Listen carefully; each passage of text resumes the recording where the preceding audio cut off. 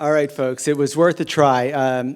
Barlow couldn't join us in New York. He's out on the West Coast. It would have been terrific to have some opening words from one of the real pioneers of the Internet revolution. In any case, we've got another one of the pioneers of the Internet revolution. We have I'm going to let everyone introduce themselves, but I wanted to bring Reed Hundt up to speak, share his vision.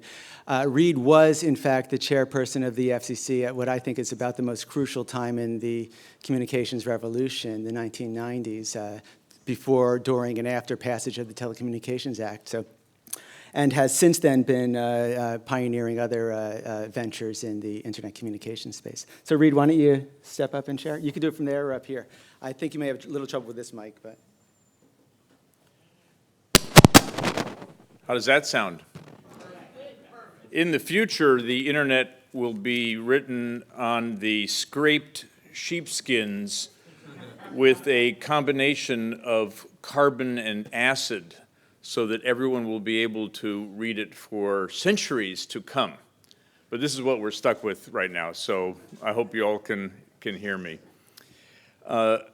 I would like to exercise personal privilege and point out that a former neighbor, one of my closest friends, someone who's been my client, someone who's been my attorney, someone that I have written many, many things with over time, someone who is very, very dear to my heart, Nick Allard, somehow persuaded me that the internet has something to do with the Magna Carta, which I say the Magna Carta, revealing I don't really have any idea what Magna Carta is about, but during the course of today, I have learned an immense amount about this famous document, and Nick, hats off to you and to everybody that's presented today.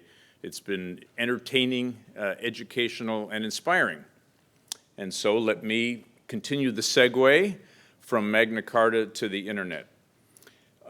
In this week and next week, the United States Court of Appeals for the District of Columbia is receiving briefs. There will be an argument a little later this fall, and then sometime in the spring, it will take a crack at writing Magna Carta for the internet.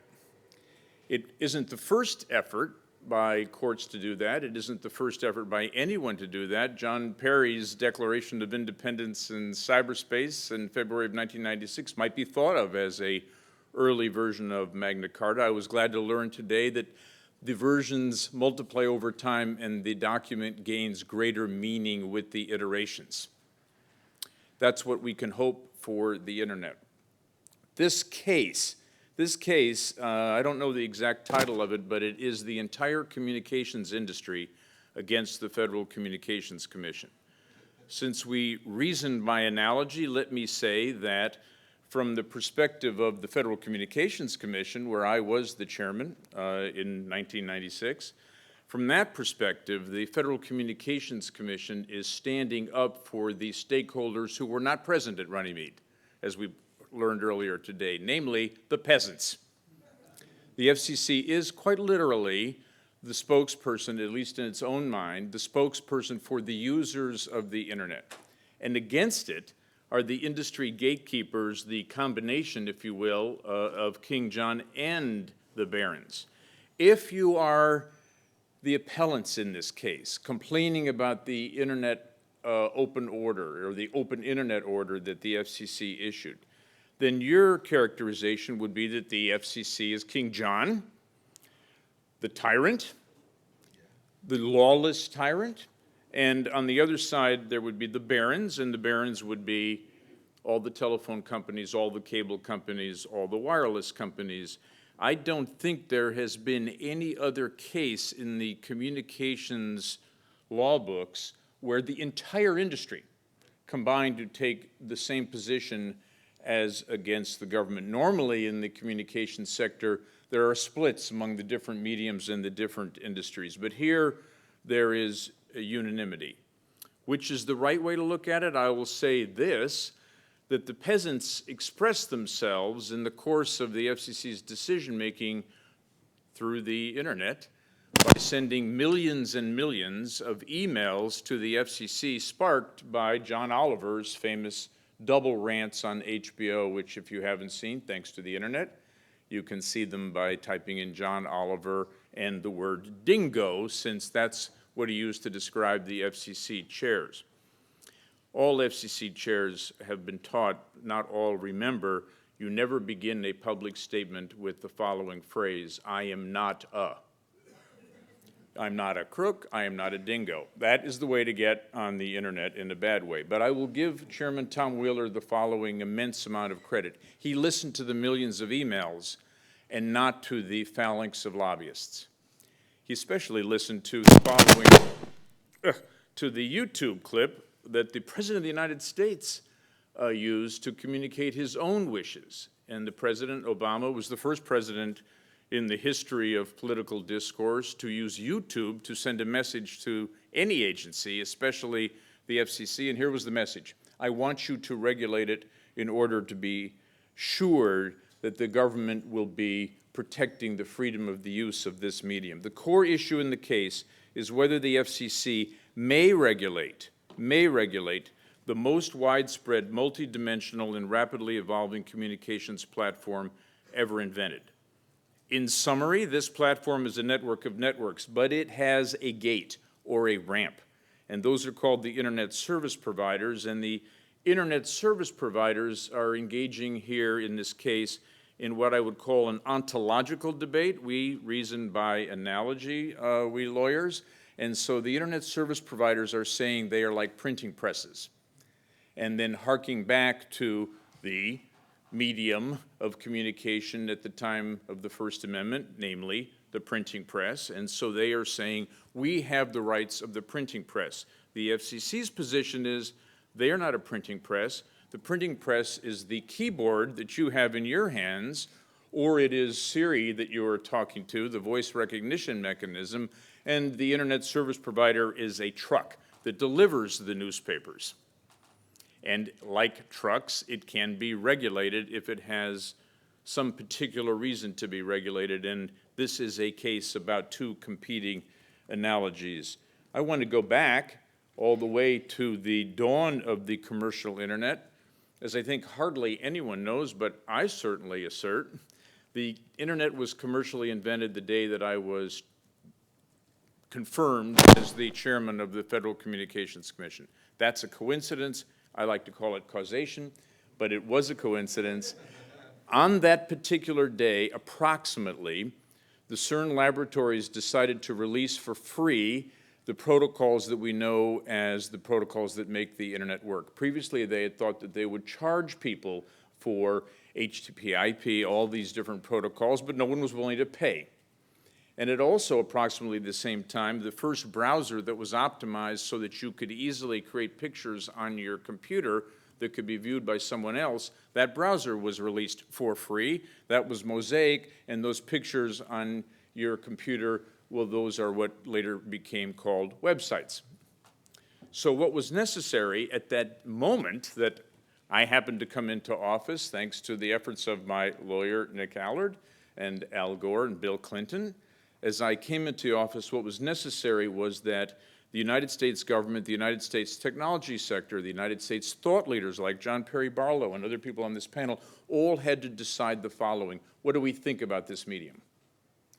In those very, very first days, we can say only two things about it. Everybody in the country was in favor of it, and no one knew what it was. It had almost no penetration, approximately 2% penetration in 1993 for the internet. But everybody knew it was of immense significance. All knew that eventually, if it succeeded as a technological and social and economic phenomenon, then it could subsume all other media. All also knew that if this phenomenon occurred first in the United States, the rapid spread of the internet and the subsuming of all other media, if it occurred first in the United States, then that would be because we had a happy combination of the world's largest installed base of personal computers and an almost 96% penetration of telephone lines. That it would be that combination and not any government order and not any business model that would make the internet initially explode in the United States, because someone could simply unplug the telephone line from the telephone and plug it into the computer on the desk that was already there in about 26% of all households, and that penetration rate for computers was growing at about 10% a year, thanks to Moore's Law and the Microsoft-Intel duopoly. So all knew that the United States could take the world leadership, and we also all knew that if the United States did take the world leadership, then our companies would lead in creating the business models of the internet. Our technological choices would lead the entire world as the internet evolved, and we hoped that the American values of human rights enshrined in our Bill of Rights would in fact infuse the medium of the internet itself. And we all knew that there was a direct relationship between our sense of individual rights and freedom and any medium that ever exists. Some mediums exist precisely to further those rights, others exist so as to limit and constrain and channel them. But we hoped that the internet would be the platform for the expression of these rights. We thought the internet could be, to use a phrase popularized in a movie later, we thought it could be the avatar of our First Amendment values. We also thought it could go so far as to be the mechanism for making real the four freedoms stated in the Atlantic Charter: freedom from want, freedom from fear, freedom to worship as you choose, and a freedom to speak to anyone on any topic you want. We thought the internet could have tremendous economic impact by sparking entrepreneurship everywhere in the world, because it gave ready-made information and virtual markets to anyone who logged on, as opposed to fighting through constrained distribution channels. And at the same time, we thought that the internet would be, because the end user would be the printing press, we thought the internet would be the way to speak to as many people as one could possibly hope to have listen. So how was this hope supposed to be translated into action? Well, we sat around in Al Gore's office and in my office and in a few other offices and out in Silicon Valley offices, and I just remembered one thing, which is that when I was at Woodstock, everything was free. And I thought to myself, that's a really good starting point. So consequently, the FCC decided that if you in your home unplugged the telephone line from the telephone and plugged it into the computer, you would not have to pay any extra charge to the telephone company, which they actually were very unhappy about. And the second thing we decided is that when you unplugged that line and plugged it into the computer and you went on the internet, the communication did not cross state lines. Now this, only lawyers could really see as even remotely believable. But it was very important that it not cross state lines, because if that communication did cross state lines, then you would have to pay the transfer charge known as interstate access, or to put it another way, you would have to pay 3 cents a minute to the local telephone company, which was the price paid by long-distance companies for using that telephone line. Now, 3 cents a minute, I know this is going to be tough because we're not mathematicians, or at least not too many of us are. Let me boil it down for you. It would have meant that it cost you $30 a month, bare minimum, to use the internet the way it was used in those days. $30 a month is not free. Remembering the listen of Woodstock, we said, why don't we say it doesn't cross state lines? More precisely, we had to use what was called the enhanced service provider exception under the utility regulation known as common carrier. That's not important. The important thing is the point, which is, let's just have what we call lawful theft of the telephone company network by the internet. The telephone companies didn't like it, and they came and told me this is called theft, and I said at one flippant moment that government is organized theft, and they said that's not what we call a reasonable answer. And I said, just kidding. This is just the way we like to treat entrepreneurial activities. And then we had to take one more step. Insofar as regulation was necessary, who should regulate? There were two schools of thought. There is no regulation necessary. And then there was the other school of thought. where are people going to go to get the website names or URLs, and where are they going to go to get the telephone numbers so that they have telephone lines so that when you did dial up, you would actually be able to reach someone's computer? And the answer is there had to be some form of organized activity.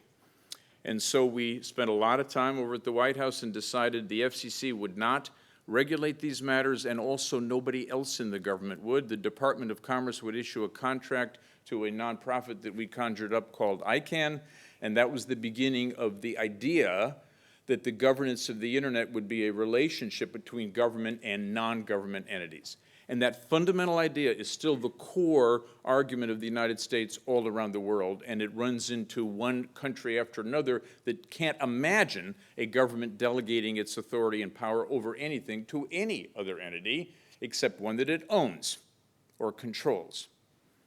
But that was our second big step. And the third step was to seek an international treaty that would give all internet companies the rights to actually put physical networks into other countries so that the internet would have a physical platform that wrapped all around the world. And that treaty, which we knew would be obscure and hoped would be just visible enough to actually be implemented, that treaty was ultimately signed by 69 countries in the year 1997. It's called the Telecom Annex to the Basic GATT Agreement, which is regulated by the WTO, and suffice it to say that it worked. And so access to other nations was available from that year on into the present, and the internet has, in fact, wrapped all around the world. The confusion, the debate, the problem of internet governance in the United States arose when the technology of the internet shifted, to everyone's surprise, from being based on the telephone network, which was regulated under the common carrier regime, under which there was an absolute guarantee of free speech by any end user. The technology shifted in the late 90s and early 00s into the cable platform. This was a technological advance and totally unforeseen by everybody in the telephone industry, and the cable guys were surprised by it too. What had happened with the cable guys is that they had, and their great leader, John Malone, established the vision in the year 1993, the same year that the internet commercially was invented, the vision that the purpose of fiber optic connectivity and digitization of content and the microprocessor, the purpose was to have 500 channels of cable TV. They had everything right except the idea. That proved out not to be the purpose because no one wanted to watch 492 of the 500 channels. And so what turned out to be the case about 6 years later is that the technologists in the cable industry said, why don't we take all the channels except the home reconstruction channel and ESPN, and we'll use them for the internet instead. And that is the birth of broadband. But the cable industry had been thought of as content that was channelized with very, very minimal access for the peasants, I mean, for the public. And so there was no way for end users to get access to cable, fundamentally the opposite of the internet. And so the cable physical platform, which then became the medium for the internet, was technologically absolutely the wrong platform for the internet, which was all about openness and anyone can connect and anyone can use it. And that's the beginning of the regulatory debate, which has now raged for approximately 17 years, I think, in the United States concerning what is the right form of governance. Is it to have the FCC say it ought to look like a telephone company, meaning anyone can get a line, anyone can call anyone, and the person who owns the network can't tell you anything at all about what you say? That's the telephone company network, and it is also the internet. And the alternative, it should look like cable. And if you don't like what its owners are sending you, switch to another channel, except for the owners get to decide all the channels. That's the fundamental difference in the debate. It's called the debate between Title I, which is cable, and Title II, which is the telecom version, and that is the issue that's going to be decided in the D.C. Circuit. That case probably will go up to the Supreme Court. It will be argued in the spring of 2017, and in June of 2017, the Supreme Court of the United States, I predict, will take still another crack at writing the Magna Carta for the internet. Now, what does this all have to do with international governance? It has everything to do with international governance. What we found out about the internet, especially in other countries, is that it can be a tool for identifying and jailing people who disagree with government. I have met with the chief censor in Beijing. He governs the internet. He has computers and actually hundreds of thousands of people who read the content of the computers, and when he personally does not like, he explained all this to me, when he personally does not like what someone is saying, he has the freedom, he has the power to jail the person. And he jails, he tells me, tens of thousands of people a year, which he tells me is a small fraction of the population of China. In this country, small fraction wouldn't necessarily be an excuse, but in that country, small fraction is small fraction. The internet permits him to identify malcontents and dissidents that are harder to find otherwise. Secondly, the internet is an entry point for those who wish to break into businesses, break into social gatherings, and to inflict tremendous calamities. Cybersecurity problems is what I'm talking about. The internet is now a means for organizing terrorist attacks of the most horrific kind. And as for the notion that the internet was innately going to be a medium for painless and speedy overthrow of tyrants, as in the case of the Arab Spring, it's a disappointment.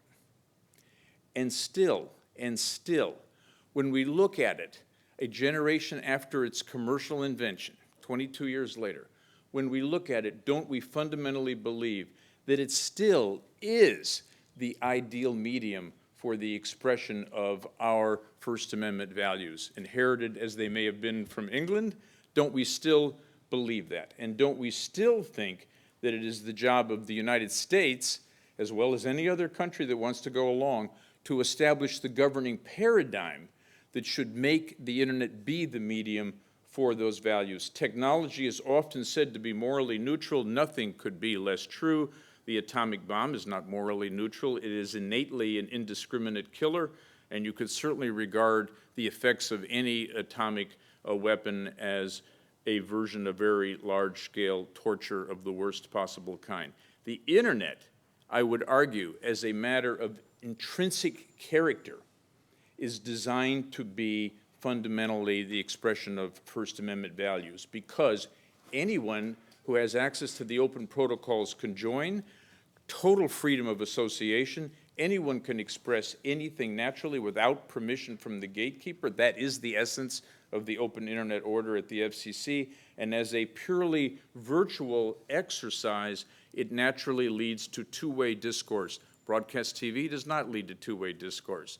If you had the happenstance of watching the debate among the candidates in the Republican Party last night, I think you can see that two-way discourse was not the intrinsic character of that discussion. But that's not the way it is with the internet. Like it or not, it's always a conversation. So don't we in the United States in particular love the internet for these reasons, and don't we see that, fascinatingly, technology precedes diplomacy?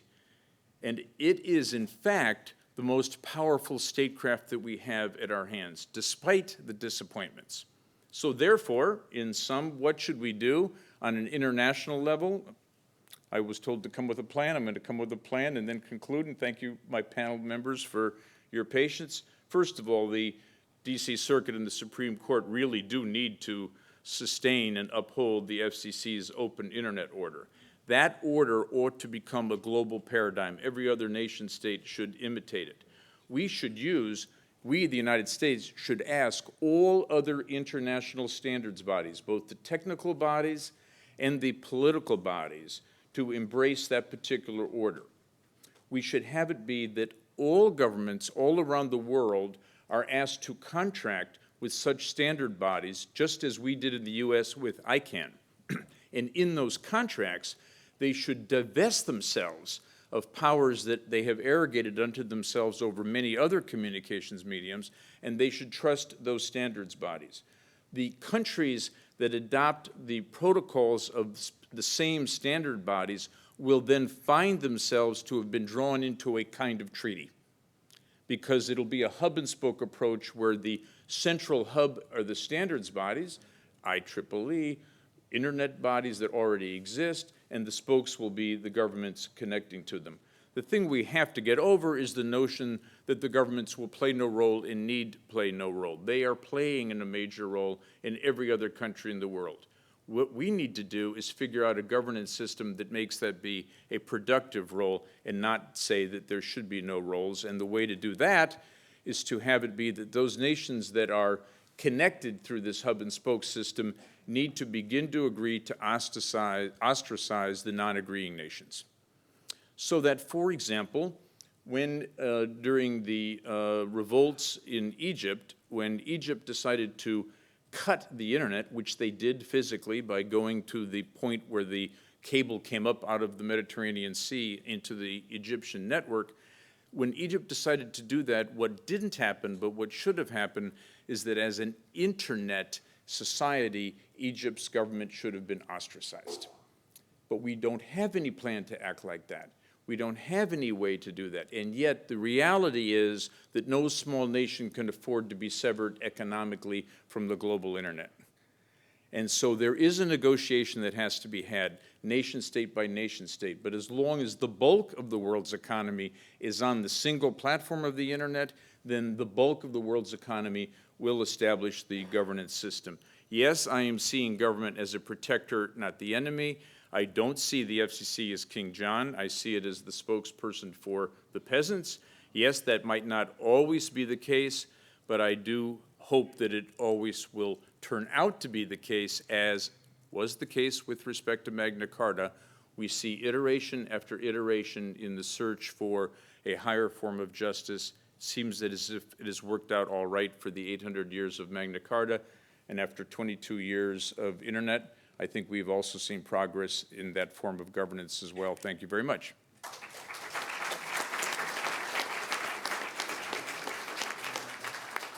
Thanks, Reed. Maybe we can call that Reed's plan to ensure Reed's law. Raise your hand if you know what Reed's law is. It's named after a different Reed. Look it up. We don't have time to go through the details of Reed's law, but it is a demonstration of the incredible power that the internet has.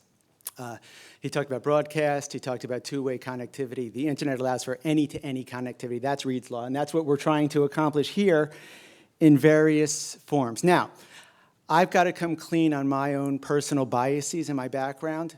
I was an attorney at the FCC under Reed Hundt, and I went to the FCC because of Reed Hundt's vision.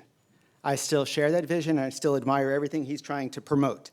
Now, having said that, there may be others on this panel, and I suspect one person listening from his place in Marin County who might have some disagreement with a fair amount of what Reed has said. Now, I don't want to tread too deeply into the intricacies of telecommunications and internet infrastructure, but I do want to give an opportunity to, in fact, we have, I think, the named plaintiff in the suit against the FCC, at least a couple of named plaintiffs in that suit against the FCC, who I think would like to share their views, at least on that aspect. Now, Reed said a couple things about the nature of government and the ability and promise of government to ensure an open and free internet. Again, my name's Daniel Berninger, and this is Jeff Pulver. Reed is a longtime friend of mine for 20 years. I agreed with Reed for 18 years, so he's still my friend. But I'm a named plaintiff opposing the FCC to rule the world, as is Jeff Pulver, and Jeff will speak in a sec. And so essentially what we have is sort of a war over framing. So let me give you my framing. How many people here are humans? All right, so the room has humans in it. How many people here would think that a global ceasefire would be a good idea? Okay, so we have a room full of people that are humans and a room full of people that would like to see a global ceasefire. Now, the opposition that, that I've had for 20 years and Jeff's had for 20 years as well about the United States government imposing its vision on the internet is the problem of the United States government actually doing what it's supposed to do in terms of serving the needs of humans, peasants or otherwise, and the United States government problem with violence and coercion, okay? So let's just quickly go back to Barlow's declaration, which he amazingly did in '96. I'm still finding like revelations that I think are revelations today after having lived through this whole process for 20 years. And I turn back and it's all in Barlow's declaration. So I would encourage you just to read it and think about it. Essentially, the number one thing in Barlow's declaration is no coercion. So whatever we end up with as a vision of cyberspace and the internet, it cannot be imposed by coercion. Communication exists to essentially hold power accountable, whether it's the internet or tom-toms or whatever. Communication exists to hold power accountable. That's why North Korea hates the idea of communication. That's why China does. That's why United States. You know, when you're at the top, when you're a ruling class looking down at the masses at the top of your pyramid, all that communication that you see, it looks like conspiracy. It makes you very nervous. And so what the First Amendment really says, and I'll finish, is, look, do not let government go anywhere near your ability to collectively create action, to work together. So in 1789, when they created the First Amendment, they said, keep government away from the press, keep government away from assembly, keep government away from my ability to petition, keep government away from, what was the rest of them? So basically petition, press, speech, religion, these are all means of collective action for humanity, okay? Keep government away from it. And so I'm not saying, and Reed did a piece on that the internet is turning into Dante's Inferno, which I actually agree, and I'll even go one further. I think the internet has kind of been a net negative for the planet to this point in terms of us getting our training wheels off and figuring out how to deal with it. But nonetheless, I'm not ready to concede to hand it over to the nation states. This is Jeff Pulver. He's another human. He's going to give you a quick background on his story. Oh, thank you, Dan. I'll just be blunt. In 2003, I had a vision that I had to protect the future. Has anyone here in the last 11 years ever used things like FaceTime, Skype, Snapchat, Viber? Any of you? Any of you ever pay for it? You're welcome. Because thanks to the FCC in 2004, on February 12th, then Chairman of the FCC, Michael Powell, issued something called the Pulver Order. I became a subject down in Washington and have been for a while, and I'm proud of that. And by the way, that next day after the Pulver Order happened, Mr. Askin joined my team.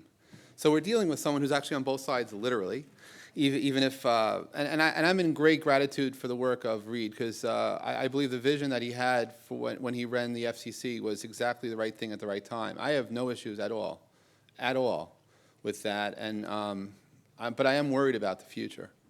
So while the FCC might speak up for the peasants, it doesn't represent the entrepreneurs. And the issue that we have is not even a matter of context, it's not even a matter of composition, but it's really trying to take rules that originated in 1934, and now it's 2015, excuse me. You know, if you were to tell to doctors to take what you knew about medicine in 1934 and in 2015, this is what you preach and this is what you do, there'll be a lot more people dying. If you tell any engineers to build buildings like you did in 1934, a lot more people dying because there's been advancements in technologies and understanding of engineering, understanding the basic principles of how to live. But this government wants us to take laws from 1934 that have been adapted miraculously over time and try to force it into an infrastructure that doesn't need it. What we do need is an opportunity to start walking into a room that has no walls and start from scratch, and to engineer a future similar to what Jonathan started with, this idea of actually trying to re-actualize our future, understand what the needs are, have a projection into where we're going to go, and try to be visionary in our adoption of technologies which exist and may future exist. But certainly taking the internet and making it run like the phone company, I'm sorry, but fuck no. I think that's a tragic mistake. I think that's a mistake of judgment. I think that's a mistake of error. And I think if governments around the world were to follow this, we're going to be in a global depression. I believe the economic effects of this happening in our economy will be dramatic, and our children will be paying the price. So for that reason, I joined on to fight this. I believe that we have to look to the future. We have to find a way to accomplish the needs of the many, as well as the needs of the few and the one, but to do so in a positive way. We need to find ways to explore how to achieve ideals, at the same time not give up our basic principles. We have to find a way to look beyond ourselves and to find the common good that brought us the internet as a whole, and I do believe it is possible to accomplish this without minimizing anybody. I believe it's possible to do this in a way that all of us prosper, not just some. But to continue down the path that we're going, I object, and I ask anyone that knows me to join in this objection, because it's an unconscionable type of action that unfortunately its effects will be felt in such a negative way that for the purposes of humanity, we need to save the world by stopping this, because darkness will prevail if we don't do this. Thank you.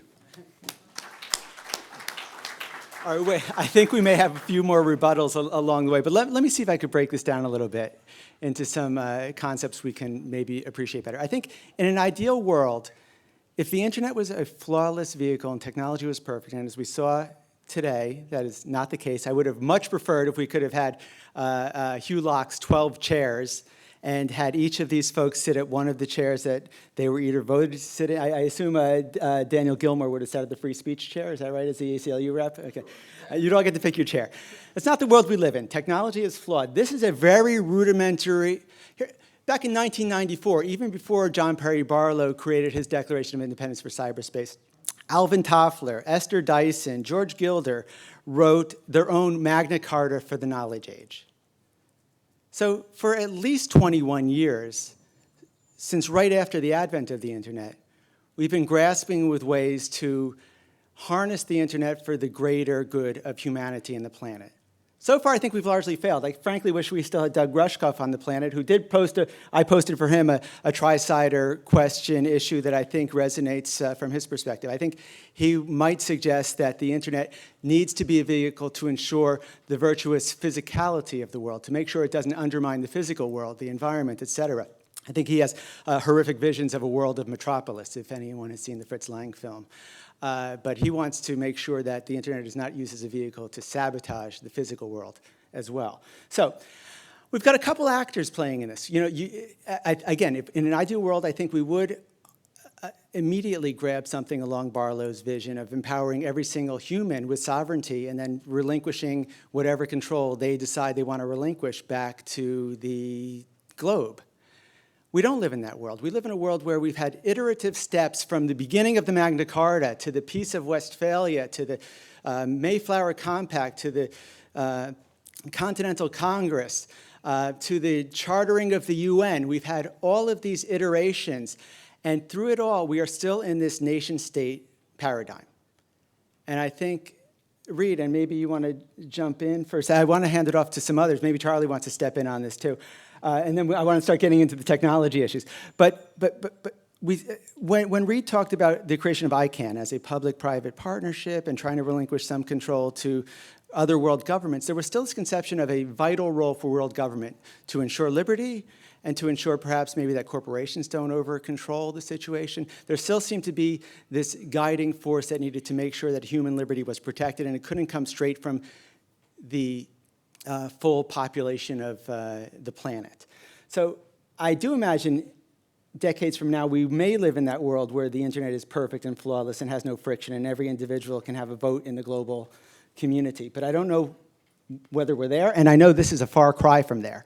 But I know we're going to be working on that for the next 10 years or 100 years, and this is just one little step in the process. Now, with that framing, corporations, government, individuals, I think most of us would probably agree that if we could, in fact, empower every individual to control their own destiny, that's what we do.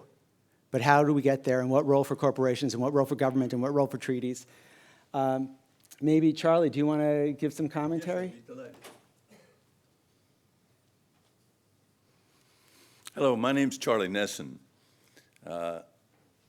I go back to the time when John Perry Barlow wrote not his Declaration of Cyberspace, but a paper that he wrote in 1994 about the crisis that was about to confront the intellectual property world when the physicality of product which contained intellectual property as the vehicle for sale suddenly no longer existed.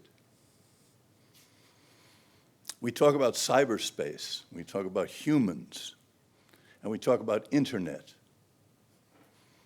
The network, the cyber network that we want is one that links us as human beings. We're the basis of it.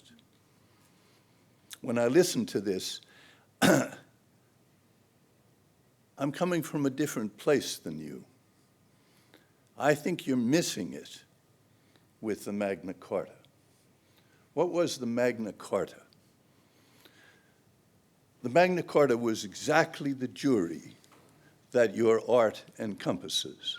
It was an agreement of people who were empowered by the fact that they were making that agreement.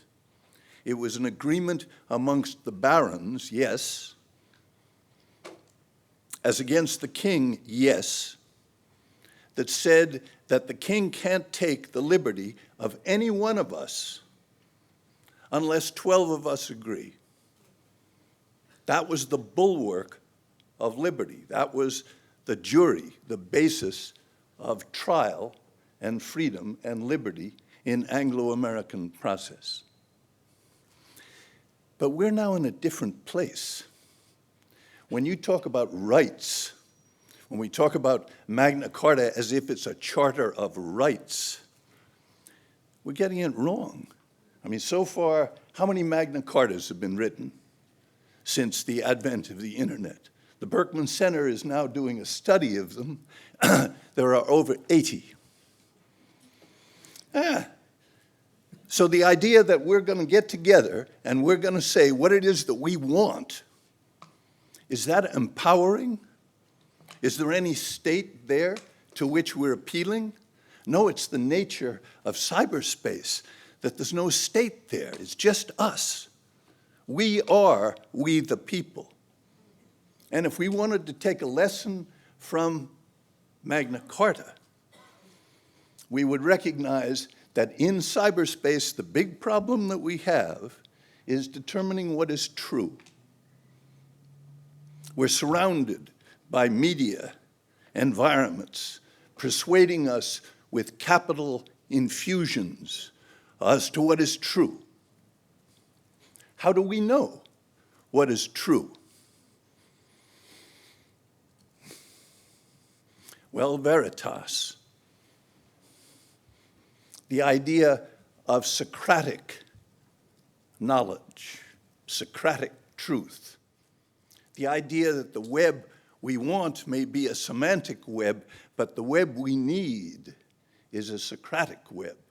It's one in which the most fundamental way in which humans determine truth gets established in process. In cyberspace, everything is process. We work on algorithmic levels. And what's needed as a Magna Carta in cyberspace is a process by which we come to understand truth. Now, yes, Reed is definitely right.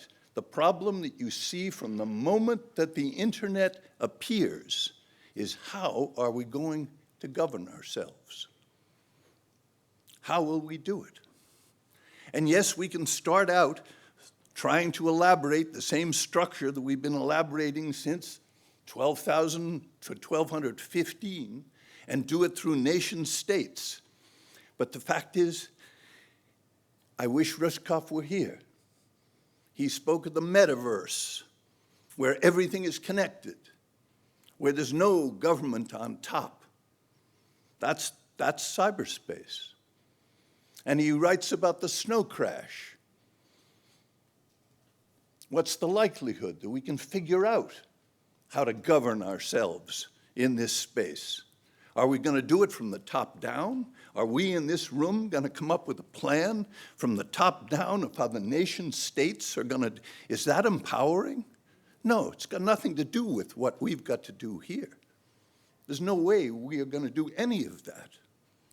What we could do is we could figure out how we talk to ourselves, how we identify what the issue really is in this room.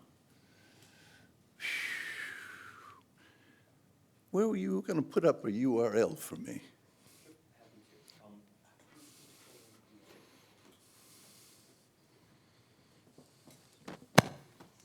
So you had this one here, right? Talking about that question there. Is this the? Oh, well. I tell you what, It's higher. It's under principle. You can't just put it up to Bitly, next to the Bitly, all the way top. You want to put, what are you trying to put up there? Just put it up, give it here, put way top. I'll tell you what I was putting up. I don't think it is here. I could probably find it, but let me just tell you what it is. Open up a page. Okay, what would you like? Just tell me what you want.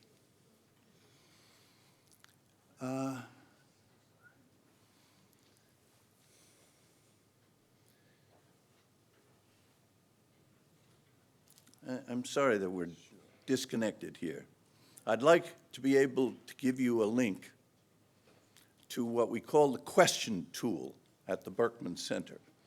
Here's the theory. The idea is we are an affinity group. Our problem is how do we govern ourselves?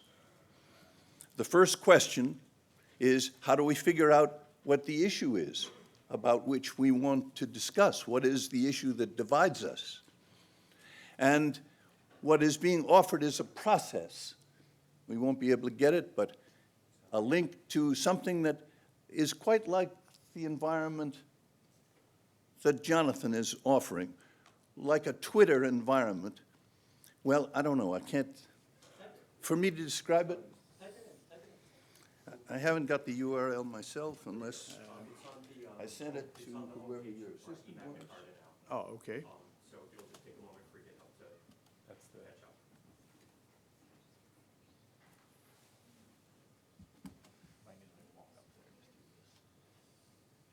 It'll show up in a moment. GitHub's just catching up.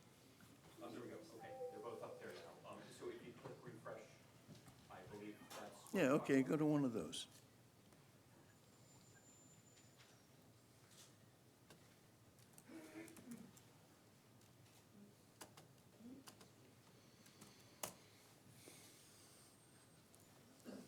Is that right?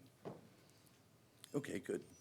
So listen, I've already taken more time than I'm justified to have on this panel, and I invite you, if you will, if there's some way to distribute this link, this is something we could actually engage in following. And the question that I want to put to you, and that this question tool puts to you and asks you to respond to individually at Twitter length and ideally anonymously in the first instance, is what is the elephant in the room? What is the question that's actually at the core of what we're doing here? Why are we here, and who are we? And this is a vehicle that would actually get discussion started. So thank you, Jonathan.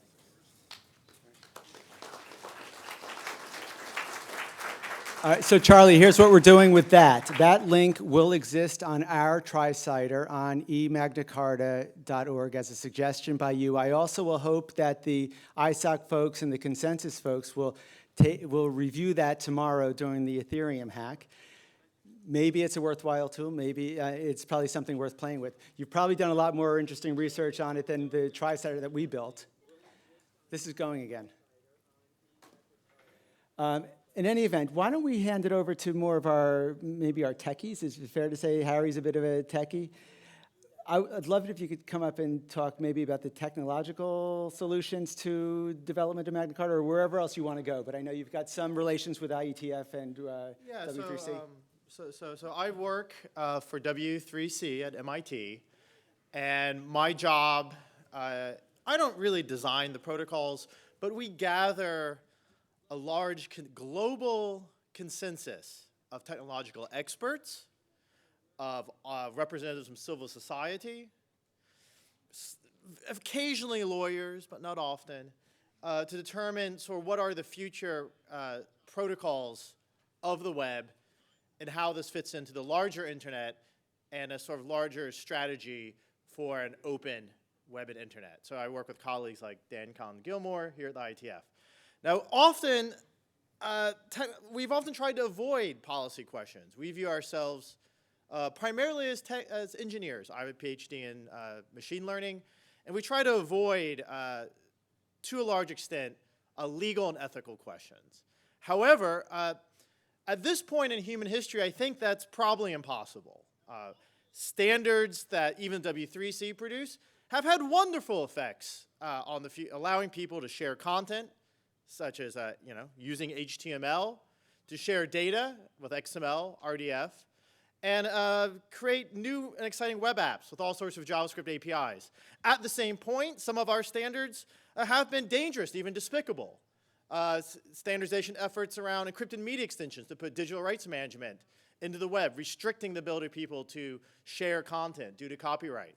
And also, currently we have bugs in standards. An IP leak in WebRTC, which reveals a local IP address, puts in concrete danger the lives of activists, very high-risk activists, in places like Iran, China, and even the United States.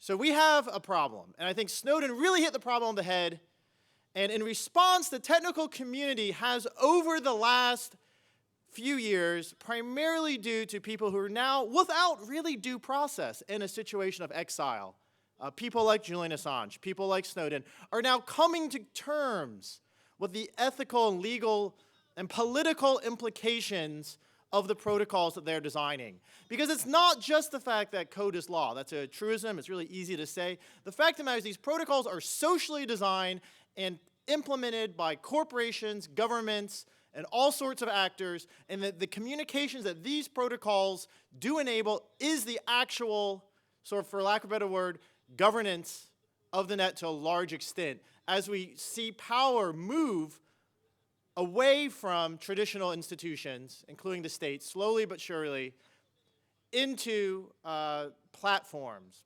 such as Google, Facebook, and the only cooperatively made open platform, the internet and web. So I think it's really important that we somehow confront what we are to do in this ethical position. What are we as engineers? How can we somehow not create a nightmarish society of control? And how can we do something to help our children? Given that we face global problems like global climate change, it seems like global technologically and socially mediated solutions may be our only hope. And the internet ends up being pretty important, far from a net negative, but possibly the best chance we have, a sort of Pascal's wager. However, what Snowden said when discussing with Tim Berners-Lee, the inventor of the web and director of W3C at South by Southwest, he said that we need something like a Magna Carta of the internet, but he didn't mean yet another empty declaration of words. As we all know, there is no internet police. I mean, maybe the FCC, but there is really no internet police that can globally enforce laws on the internet. It's very hard. However, we can inscribe fundamental rights and ethics into the protocols themselves that will govern the future of our lives. And there is a lot of fear of algorithmic governance.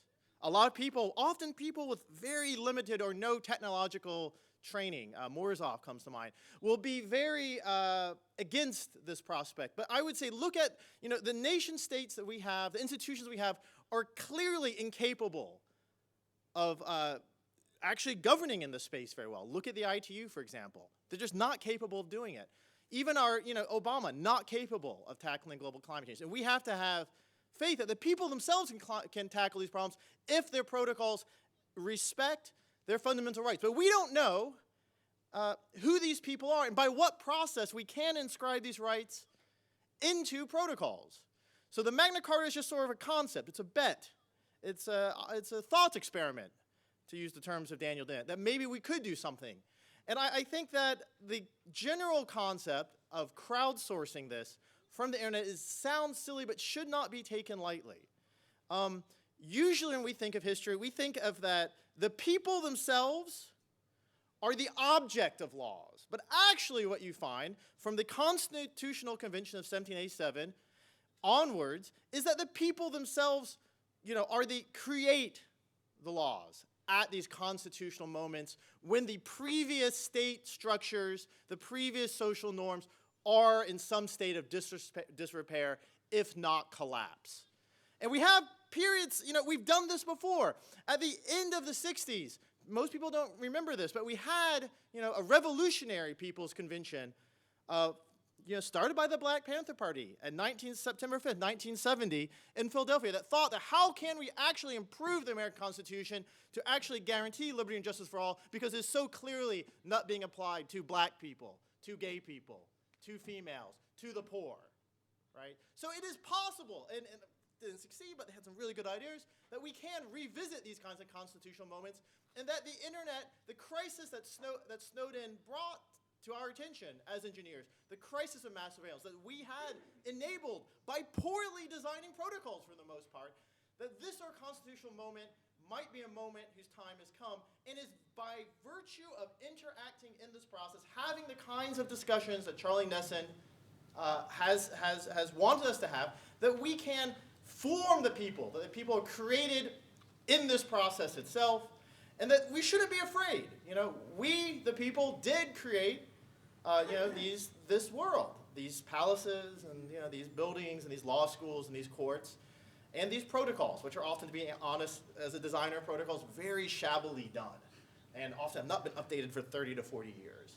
And so I think that we, the people, can redesign these technical protocols, and in virtue of that redesign, in that process of questioning and asking each other what we want, we can create a people who can then be worthy and be capable of challenging these sort of large institutions that currently are not capable of addressing global scale problems. So that's it.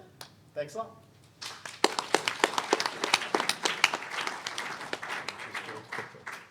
So for those of you who are somewhat observant visually, you can look at this stage, and what do you see? You see 6, 7 white men and 1 woman. So the description of this panel said, it criticized those in 1215 when a few noble men got together to create a Magna Carta. So I'm embarrassed to say that I did almost the same thing by not only just inviting almost all men, but all Western men, American, probably all from the Northeast. Now, having said that, we do have a woman, and she happens to be foreign, although admittedly she's still from Germany. Marina, but Marina's been very involved in a lot of global movements, citizens movements, a lot in physical space, but a bit online as well. Marina, why don't you come up, and I'd love it if you could share with us the successes and failures of the movements you've been involved with, and whether or not that can inform our ability to create some sort of global movement to build a citizens' charter. Okay, just clarification. I'm actually not German. I'm just based in Berlin at the moment, which is a place I'm doing my research. So I'm not a techie.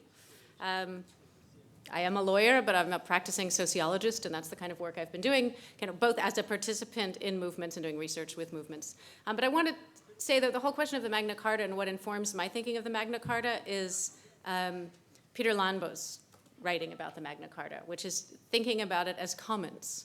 And that's going to then inform my comments, which will be very brief and perhaps stereotypically gendered, because they're going to be about process and how we can all be involved in things, particularly rewriting something so massive or creating something new.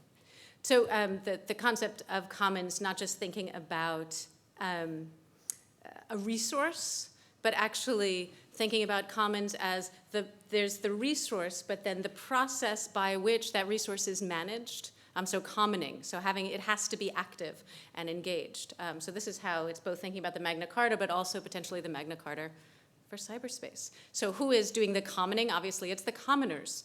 So then we think about, the humans, the actors, what can this, what could this look like? And I think there's a tremendous opportunity. And saying, okay, the Supreme Court, 2017, we have a year, perhaps. What could we do? We do, and when I'm saying we, I'm thinking in organizing real humans, but using the internet in various ways to help facilitate discussions about what it could be and who is the we.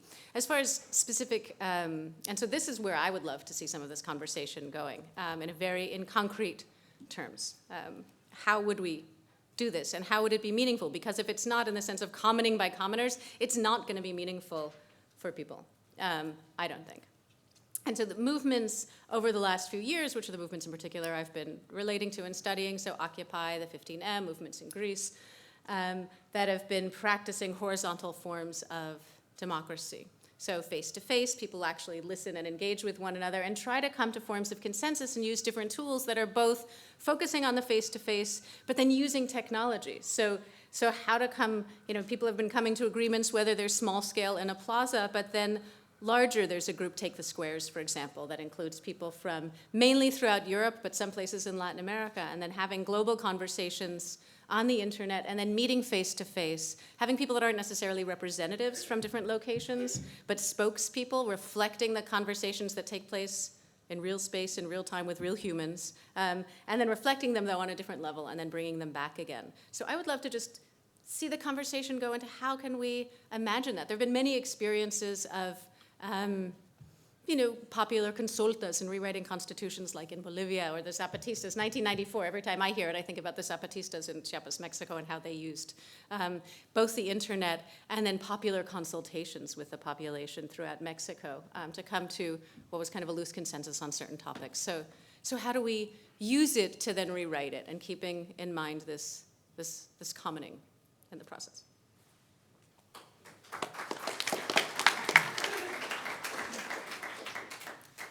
Great. I'm going to hand it over to Daniel Gillmor, but before I do, I want everyone on the podium and everyone in the audience to try to think about the best online platform you've seen for group collaborations.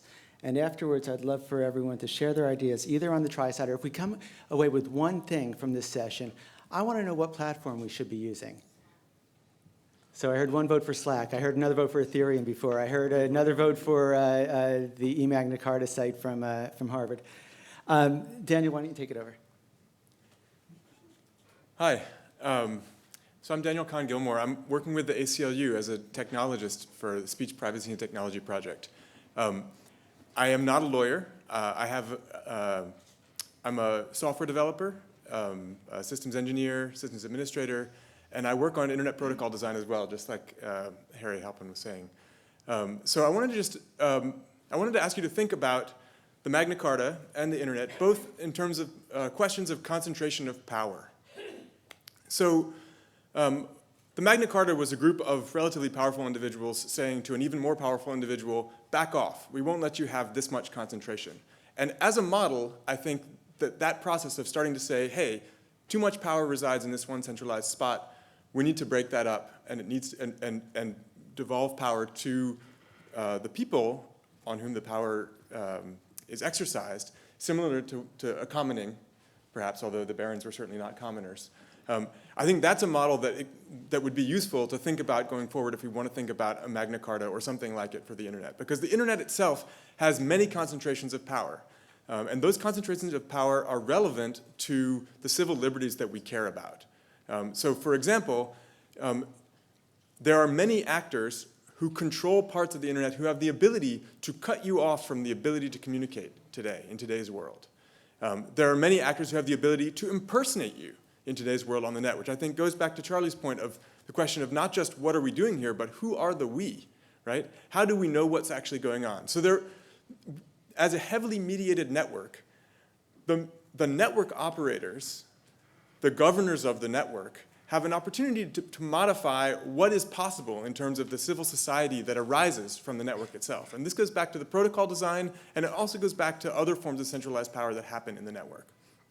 And so any form of model for what the internet should look like going forward needs to take into account these concentrations of power and find ways to either dissolve them or put checks on them to the point where we know that they're operating for the public good. So what are some examples of these concentrations of power? Right? One of the examples that was already brought up was the ability to name. Right? So you mentioned ICANN being in control of the names on the internet. And the U.S. government said, we are not going to do that. That's going to be ICANN's job. And ICANN is gradually, effectively distancing itself from the U.S. government in ways that I think are good for the internet as a whole. If the U.S. government was in direct control of the namespace, then I think other countries around the world would be well justified in saying, wait a second, we don't want you to be able to take away our name. We want to have a body that's independent so that if we get into conflict with someone else, that other party can't just take away our name, which is an effective way of censorship, an effective way of removing control. So there's the question of who we delegate the names to, but then there's the other question of how do we access those names? And the access to those names is done through the domain name system, which is a protocol that everyone uses every day. You use it if you browse the web, you use it if you send email, you use it in all different parts of the internet. And the way that the domain name system works, the actual protocol, the way that the machines agree to talk to each other, that protocol represents a concentration of power as well. The way the protocol is set up limits what sorts of things can be announced over the domain name system. You may think of the domain name system as something that looks up, if you know names, if you know about IP addresses, the name to IP address mapping is the classic example of the domain name system, but there are many other things that the domain name system could do. The fact that we aren't using it to do those many other things is a result of the fact that the protocol has not progressed to the point where it's useful for people to take these things. Other things it could do is it could provide not just names and IP addresses. It has the opportunity today, we have specifications to allow it to provide cryptographic keying material. This is a way that you can confirm that the party that you're speaking to over this heavily mediated network is in fact the party that you're trying to speak to, and vice versa. You can know that when you speak, that people know that it's coming from you if you want to be so identified. The fact that we aren't using the domain name system like that today is partly a failure of the protocol, and B, partly a failure of the way that the networks themselves operate. The way that traffic is passed across the network is governed by the parties who control these network paths. They can say, we want to pass this kind of traffic and not that kind of traffic. We think DNS traffic should look like this, and whoa, you're passing something that doesn't look like a name and IP address. We're going to not pass that traffic. And all it takes is for 5% of those network operators to say, well, we're not going to pass any traffic that doesn't look like what we want it to look like. For the big players, the ones that everyone in this room interacts with, to say we're not going to use these extra features. We're not going to take advantage of what the domain name system could be because we've been hamstrung by this small part of these network operators. And those network operators themselves have the ability to make what we can do on the internet, what our society can be, to restrict that. So there's a power concentration that resides in the operators of the networks themselves. And to come back to Reed's point about the question before the FCC, and I will say I am in favor of the open internet order, the network operators at the edge of the network today, where people are connecting to the network, they can control anything that goes to your home because they are the one path in. They control that pipe. And if they decide that they don't want to let a protocol behave in a new way, they can eliminate the ability for that protocol to evolve, to innovate. If they say, well, actually, we prefer to only allow you traffic from this group of people, then they can censor the rest of the internet. Right? These are powers that we don't want to have concentrated. We want to make sure, if we want the network to provide the sort of utopian vision of interconnecting all humans, we need to make sure that that centralized power doesn't end up residing all collecting in one place, and that we can break these sort of things up, provide multiple channels, redundancy and corroboration for access to data across the network, and work on protocol design, work on software that implements protocol design, And active communication and engagement in those processes are critical to make that happen if we want it to happen for society at large. And that means not just a collection of white Northeastern males, because we have a certain set of interests and there are other interests that need to be represented. But in protocol design, in software development, in network administration, we need people who can represent all the different populations that have a stake on the network. And I think everyone in this room will agree that the people who have a stake in the network is everyone. So we need to make sure that we increase the ability for people who might be otherwise, who might have other jobs or who might have other backgrounds besides technical backgrounds to engage in these processes and ensure that the protocols that we build and the networks that we operate reflect the people who the network is supposed to serve. So I want to take just a minute here to step back and describe a couple of the ways that protocols get designed. There's two major groups that I work with that work on internet protocols, and you've heard them mentioned briefly earlier. There's the Internet Engineering Task Force, and there's the World Wide Web Consortium.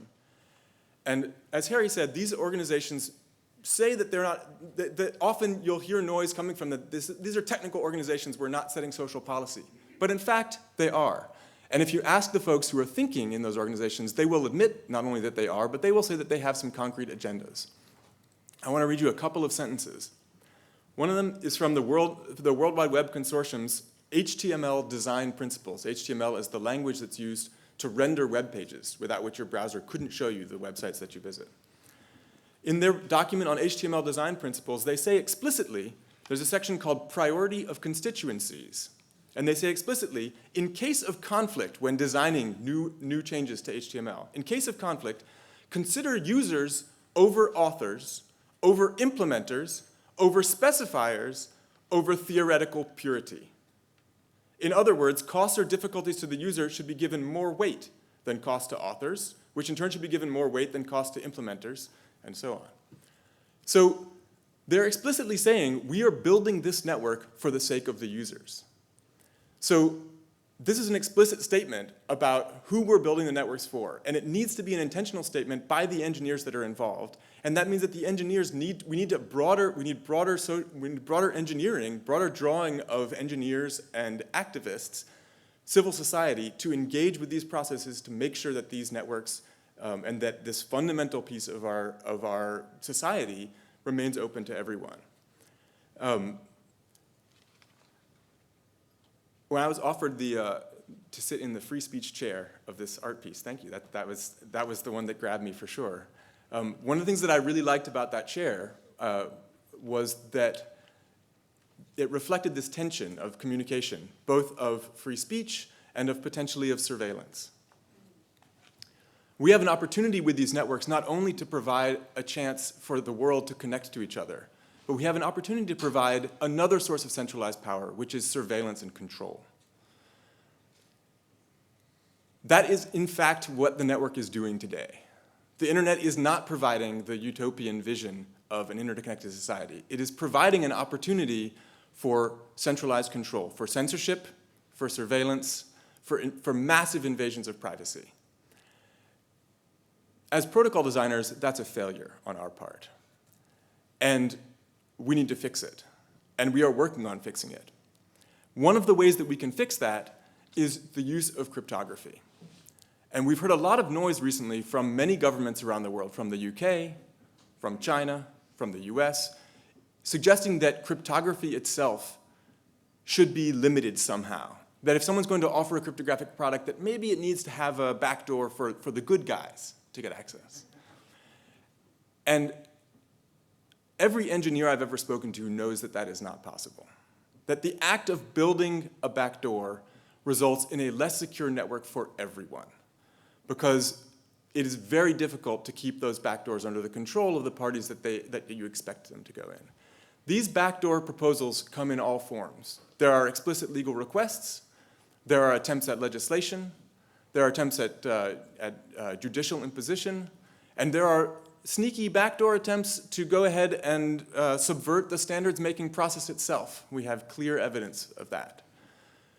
These are completely irresponsible actions. And if we want to have an internet that that avoid centralization of power. We need to ensure that the possibility of users being in control of their own data, in control of their own machines, in control of their own software, including the use of cryptography, needs to be a fundamental tenet that we cannot let that slip away. If we let that slip away, the network itself will be a tool for mass surveillance, and it will be an insecure society where technical actors, whether governments or criminals, will have the upper hand over the general citizenry. So those are my notes there. Thanks a lot, Daniel. And I should also come clean on this. I am the son of a former ACLU general counsel, and it bugged me to no end for most of the past 20 years. The ACLU has been a backwater in preserving liberties online, and it was essentially the burden of the EFF to step up and do it. To know that you're there, that Ben Weisner's there, that Chris Sagoyan's there, it sort of changed my whole impression of what the ACLU is and will be. So your words were terrific. I wanted to ask folks, we've been pretty comfortable the past few hundred years thinking that the nation state, a well-functioning democratic republic nation state, can create a well-ordered society. I wanted your impressions of whether or not the nation state exists in 300 years, assuming we survive humanity survives the singularity, environmental disaster, asteroids, whatever. Humanity exists.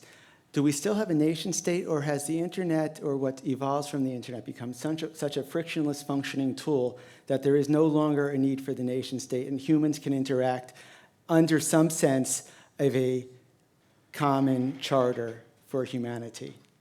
I don't care where we start. I'll be quick. All right. Okay. Hello? Can you hear me? Raise your hand. So the answer is, I think, the same answer that we had with the printing press. So the printing press came around. We didn't have the nation state at the time. We had a bunch of religions and war between religions. The printing press, if you look at the history, created the nation state as a consequence, and lots of people dying. But in 1648, we got the nation state. I think at some point, hopefully with not as many people dying, the internet will create some other form of government. I think the nation state continues to exist. It's just what we have right now is a nation state that's sort of unaccountable to the people. And that's my objection to handing the internet over to the nation state. That if you feel like the nation state is great and serving the people as it's designed to, great. But my sense is the track record is not so great for the nation state. And the main reason it's not is our fault in the sense of as people not holding the nation state accountable. So I think the internet and any communication will do a lot in terms of holding the nation state accountable, and we'll end up with something else down the road. Yeah, and I'd like to bring up the sort of negative view on this as well, which is that, what really is nation state today, right? So we've seen actually a revolutionary transformation in the national order with the advent of the Five Eyes and the NSA. So we've basically seen unaccountable, secret, well-funded, a transnational secret state apparatus basically established with zero principles or due process. Basically taking advantage of insecurities in protocols developed by mostly private state actors, reading people's email, for example, out of Gmail. So what you have is a huge, mostly caused by a sort of absurd, or at least justified by a sort of absurd paranoia over terrorism, a sort of giant, massive apparatus of control. Which is, I think, to be frank, as anyone from Europe knows, mass surveillance combined with a increasingly, how would you say it properly? Not particularly stable, very unstable situation in terms of food and resources and whatnot, is the setup for a new kind of fascist order. So the internet, it's the best thing and the worst thing that's ever happened to humanity. We can imagine infrastructure of the internet governed by some sort of democratic principles which enshrine rights. We can also imagine this new post-Westphalian order being completely nightmarish. And we caught a glimpse of that thanks to Snowden and Assange and Manning, but I think that the game is still on, basically, and it's up to what people do in this generation will probably determine how it plays out over the next 1,000 years. I would, my belief is that it's possible we might all get a higher state of awareness of who we are as people. And that, you know, we're living in a world today that has 7.3, 7.4 billion people. Never before in human history have we had a chance to be so connected. I do believe in theory that communication will help stop wars, not encourage them, because open lines of communication fundamentally helps open people to each other and to have that path to connect.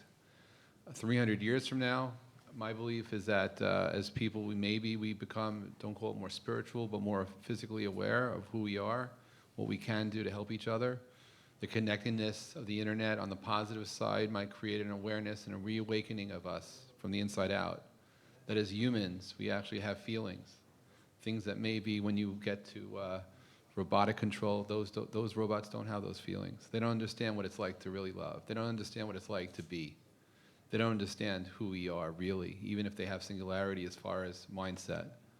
So I would like to believe that 300 years from now, we still exist.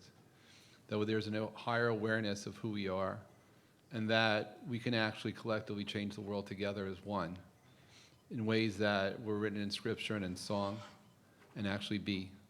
And that, you know, things like governance and Magna Carta, while it's interesting, I think it's humanity that's at risk much more than anything else. And that if we can leverage the power of connectedness, anything becomes possible in the future, anything. I think we'll be there. I actually think 300 years, I mean, this is what, in the work I've been doing, millions and millions and millions of people over the past 5 years have been gathering in parks and plazas, you know, Zuccotti Park just across the bridge, but all over the world, millions of people looking face to face, but saying different versions of they don't represent us, they can't represent us. In Moscow, they said they can't even imagine us. And then using the tools of the internet to help facilitate new forms of democracy. So I think, yes, absolutely we'll be there way earlier than 300 years. Okay. Yeah. I wanted to go back briefly to your earlier question about tools to facilitate online consensus building in this form. I want to actually push back a little bit on the question. If we want to get to a state where, to a situation in the world where we don't end up with this overweening secret security apparatus that governs the entire planet in place of nation states, I think we need to not be looking just at online tools. I think online tools are great for finding out that you have shared, that there are other people out there who may think the same as you. They're great at pushing your boundaries. They're great at encouraging discussion and debate. But I think that online tools on their own, we need the kind of face-to-face discussions that Marina is describing. And to say, let's look just for the online platform and not think about how does that platform connect to our lived experiences as humans, puts us, again, vulnerable to the operators of the network and the designers of those platforms who can decide just the ways that questions can even be asked. So we need to make sure that we continue to carve out space for face-to-face interactions. We have about a minute left. I'd love to hear from the, Charlie? I'm very much in agreement with Marina and with you on the face-to-face aspect of things. I think that we have not yet realized the destabilizing force of this net. We're just at the beginning of it. The destabilizing qualities of it are immense. Ultimately, if you think of cyberspace as a rhetorical space, a space in which all sorts of forces are trying to convince you subjectively what you should be believing. Ultimately, it comes down, I believe, to face-to-face communication with people that you come to trust. And if we can establish that just within ourselves to start with and then scale up from there, we have a chance. But I think trying to build it from the top down and having the technologists do it by protocols, who are we? We're not protocol writers here in this room. At least I don't think we are.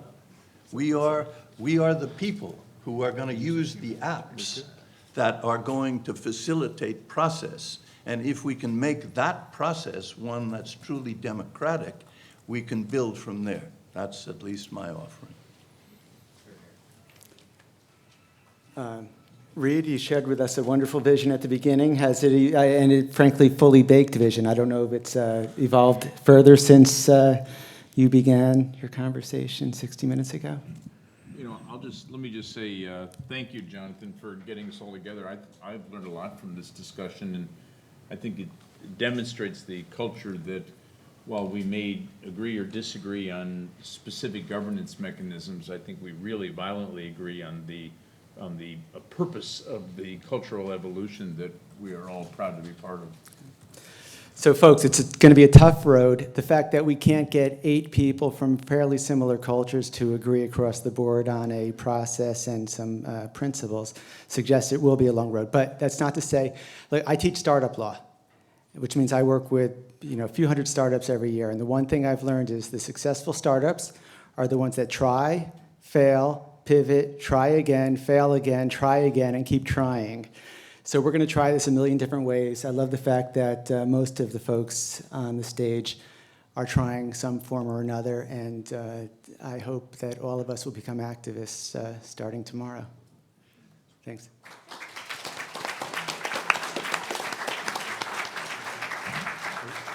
A whole series of assemblies.